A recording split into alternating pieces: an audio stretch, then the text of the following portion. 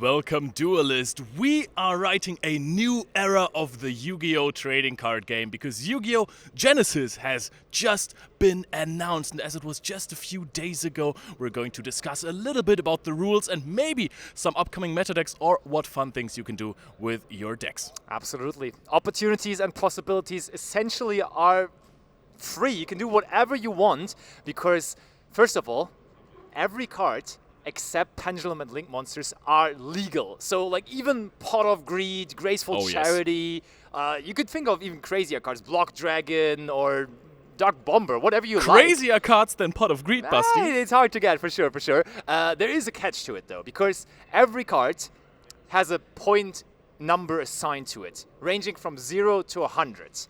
And for your whole deck, including main deck, side deck, and extra deck, you have to get to a maximum of 100 points. So that's your deck building challenge, basically, because the more common cards, the cards that are being played in more popular decks, let's give an example, for example, Vanquish Soul. Vanquish Soul, yeah, the Vanquish Soul cards, for example. They have higher points, so you cannot really play them in the conventional way. So for Genesys format, you'll have to come up with new ideas how to play your decks, or other decks that are not as common can be more free and they can just play whatever they like and then even add some non-engine to it, which is really, really fun to see because it just is a really good way to support deck building. The creativity in deck building in this format is crucial. This is what really this format is all about, and I think people will be very excited to try this out, as I'm personally also super excited to try it out. And cards just play very different. In the last few years where we had Link monsters, graveyard effects of monsters were so easy to access. You put them on the field, you put them away. You keep the body, you have the effect in the graveyard.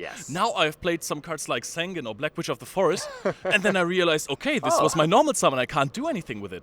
Yeah, it's actually very exciting. And I mean, I said 100 points is what you're aiming at, and that is the first wave, basically. But in the future, maybe there's also going to be other point limits. Maybe there's going to be at some point a 0-point Genesys tournament where you then just can only play cards that have the point value of 0, so the power level goes even lower, and I think all of that is really, really fun. Yeah, or you go unlimited and the power level goes crazy. You can play everything, triple Graceful Charity, triple Pot of Greed, and then play your Vanquish Soul cards to it, so the deck just finally doesn't break anymore. Yeah. Okay, so you talk about Vanquish Soul a lot. Is Vanquish Soul the deck you are aiming at right now in Genesys? I think it was at the start, but then immediately, very quickly, with the release of Doom of Dimensions, we got a point update. So Vanquish Soul K9 would not be my deck to go for.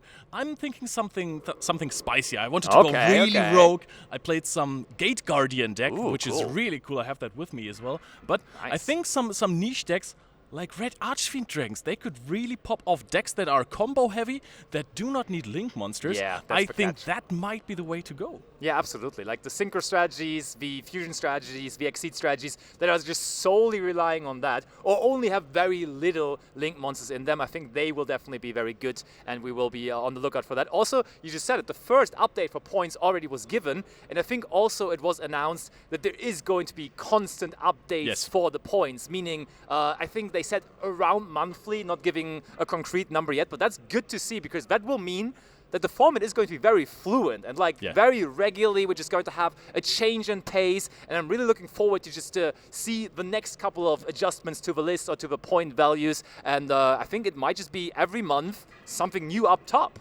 Yep, that could definitely be the case because the points are going to update according to the usage of the cards. So that is quite interesting. And at first I thought we were going to see a bunch of Exodia first turn win condition decks. But now that is already probably not the case anymore. Basti, you have played against me yesterday. What deck did you use, huh? Honestly, I've been enjoying Apophis so much in the current advanced TCG. That deck also is pretty good in the Genesys format, let me tell you that. I think that one is definitely one of the decks that in the beginning, not only for me personally, but also for the meta in general, seems like a very, very solid pick because they have a very strong fusion monster. Trap cards in general also don't really care about no Link monsters. Sometimes it does come up that you would like to summon a Silhouette Rabbit, but you can really live without. So now, I mean, Apophis is a pretty meta deck also in advanced. What is a deck that you wish would emerge from the abyss? Was that a hint? No. Are you going after Burning Abyss? Oh, I actually wanted to build that, yes, with the Phantom Knights. That's really cool. But Beatrice, Lady of the Eternal, is a very expensive card. And also the Link Free, right, for the Phantom Knight deck is sort of... And Cherubini is a good Burning Abyss card too. You can live without those. Yeah, you can probably live without them. Just go for Dante and it will be fine. But let me think of something. What is there that has lately been released? Honestly, I mean, one deck don't that go for has lately. Just go for everything. For everything? Exo Sisters, man.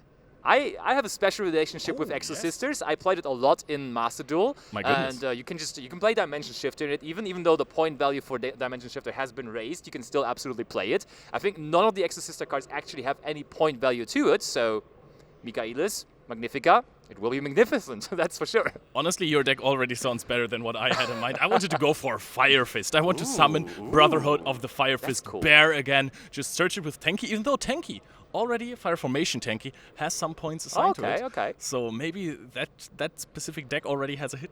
Yeah, and also one deck, you said the Exodia variants that would be already winning on the first turn were already addressed. Another deck that I had in mind, because another card that I have a special relationship with, Mystic Mine. I was thinking about how to play Mystic Mine in some way, but the support cards for the Mystic Mine strategy, for that Mystic Mine slower pace decks, let's call them like that, they were also already addressed, so playing Mystic Mine right now with the point value of 100 is going to be tough. So what is the special relationship you have with the card?